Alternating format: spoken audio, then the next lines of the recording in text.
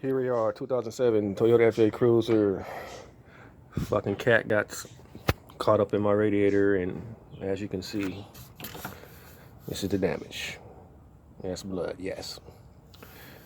So to replace the fan blades, you have to remove engine top cover. Remove this piece right here. It sits right here.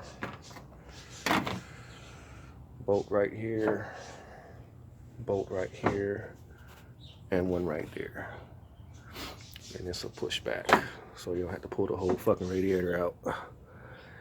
And you got 4 bolts holding this on. I'll take those off and return.